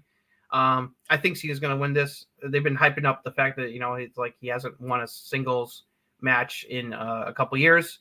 And the I don't know if I can still go. It's like. I think Cena's going to win this one. Yeah, and it's not. We've already shown that if you get the Cena bump, it's not doing anything for you. So might as well just have Cena go over. It's not going to hurt Solo. So yeah, it's not going to hurt Solo, and it will continue more problems for the Bloodline. Yep. We got Cody Rhodes taking on Damian Priest. This is a hard one. I think Cody's going to win this, despite Judgment Day shenanigans. To kind of laid more seeds toward Damian breaking off from the group because it's definitely they've been setting that up for quite a while. It's one way or the other. It's either Damian's going to go over on Cody with the shenanigans because of War Games, and then we'll see the dissension, or they're the other way around, like you said. So this is definitely another building block toward War Games. Just like with Sami and JD, it's like so. So I think I'll give the slightest to Cody in this one. Yep. I basically I would. I mean, I just think Cody's going to go over just because. But I mean, I don't think it's really going to hurt anyone. And but if Damian goes over, I don't want it to be clean because that makes no sense. Yeah. All right, then into the title matches. We've got U.S. title match, Rey Mysterio defending against Logan Paul. I think Logan Paul's going to win this. And it's going to be interesting to see because they finally need to put dude. I'm sorry, he's good in the ring, guys. He's good in the ring. He draws people in. He promotes WWE outside of WWE. Yeah. He brings in a different crowd. It'll get attention. Him winning a title belt because when he's carrying around that U.S. title belt everywhere and stuff like that, it's going to draw more eyeballs. Yeah, exactly. And why does Rey need to beat Logan Paul? It just so Logan, it just makes so much sense business wise that Logan Paul should finally get a belt, and it should be a mid card belt. So all right, we have the WWE Women's Championship match. Io Sky defending against Bianca Belair. This would be a banger match potentially. I think Io is not losing the title just yet, so I think she better not. I don't like Bianca going over Io. I think Damage Control is going to make sure that she's not going to lose the belt to Bianca either. So I'm just not ready. I'm not ready for Io. It just doesn't feel right. I'm not ready for Io to lose the title yet either. She's only had it for just a few months. She only won it just at SummerSlam. It's not too long ago. And she puts on solid matches, and it doesn't feel like she's like, oh, how do you keep this belt? Like, no, it shows that she can. You understand why she has it. And also the fact that she got a win over Charlotte on SmackDown shows you the faith they have in her. So I think Io retains due to Damage Control shenanigans. Then we got the big fatal 5-way for the Women's World Championship. Rhea Ripley has to defend against Raquel Rodriguez, Nia Jax, Shayna Baszler, and Zoe Stark at the same time. Way to shout out to have a bunch of women perform in Saudi Arabia. That's awesome. Yeah. No, the fact that we got like 2 women's title matches, both women's titles are being defended on the show compared to where things were when they started doing these Saudi Arabia shows. Major progress. Get ready for some awkward looking ring gear. Yeah, because of the Islamic laws, can't show any skin. Nope. This multi-person matches are always tough on how they're booked. This is probably going to be. It's not the match. It's the match I'm least looking forward to because I know Rhea's going to find a way to survive. Because I think she's going to find a way. I don't know who's going to take the pin. Who was the 5? Who's the 5 again? Rhea, Zoe. Rhea, Nia, Raquel, Shayna, and Zoe. So either Raquel, Shayna, or Zoe's going to eat a pin here. Yeah, because Rhea's going to take with the title because obviously this is definitely building toward her feuding one-on-one with Nia for a bit. Right. Nia's not going to take the pin. Unfortunately, I just think it's Zoe or it's not going to be Raquel. I think it's either going to be Zoe or they've Shayna. been hyping up Raquel. They're trying to rebuild her. I think either Shayna or Zoe's probably going to eat the pin. Yeah, and it's not going to hurt. If Shayna takes it, it's not going to hurt her because you can even flip her. I think Shayna would probably be the best choice because I wouldn't want to see Zoe. No, it's not time for Zoe to eat that yet. No. So you just got her there. Shayna's been around. And if no brainer. You want to give her a run. I can totally believe Shayna being back to being Shayna. Because Rhea Becky is the future moneymaker WrestleMania match. So Rhea's not losing the title anytime soon. Yeah, I say Rhea pins Shayna. Yeah. Then the 2 big title matches, world title match, Seth Rollins defending against Drew McIntyre. I think Seth's going to win, and this is going to lead to Drew snapping afterwards and going full heel. I don't know if Judgment Day is going to get involved. They may get involved, which may further exacerbate the Drew snapping, but I think that's what's going to happen. As much as I want Drew to win, I don't think he will. And then on top of it, I would love him to win too. I love the man dearly, but I don't see Seth losing the title yet either. Yeah, I just if the only thing is like this would make so much sense for Drew to lose and then Damian come out, cash in, win. But the thing is, if Damian's already on the card against Cody, then and he takes a pin against Cody, then he comes out and wins it against. It just doesn't. Yeah, that's why he's not gonna. Yeah, they may try they may tease a cash in, but it won't be. It'll be like another it's interrupted or unsuccessful. I think if anything, he'll come out. And then like Rhea or like Finn or like both of them will like come out and be like, you're not in shape to do this. Do not waste it, like type of thing. I don't think they'll do that, but that would be cool if they did it that way. To just put more division and whatnot in there. Mm-hmm. All right, so we're definitely agreeing with that. And then finally, for the WWE Undisputed title, Roman Reigns defending against LA Knight. We love LA Knight to death, but there's no way Roman is losing the strap right now. Not at this point. Not when he's still got. They want to keep it on him for a little bit longer. It's like he's already at a historic day number at this point, and I was like, there's only a couple of people ahead of him for how long they've been that have had longer WWE Championship reigns than him. It's going to be a hell of a match. The crowd's going to be mega hot for this. Bloodline shenanigans are going to prevent LA Knight from winning. I just wish it's going to be please change the beats up of a Roman match. Yeah, it would be I nice. feel like we've gotten the same match 3 straight championship defend. Like Roman comes It'd be out, nice, wouldn't it? beats down on him, then looks around, be like, "This is your guy. This is the one you wanted. This is and then Yeah. and then they come back, and then it looks like they're gonna win, and then Solo comes out and does the thing, and then he spears them, and then so just like it's still a solid match if you think about it, like on paper, but the fact that we've seen it literally 3 times in a row, just like, can we mix it up a little? Yeah, maybe it'd be better. Maybe if Roman wins clean, it's like that.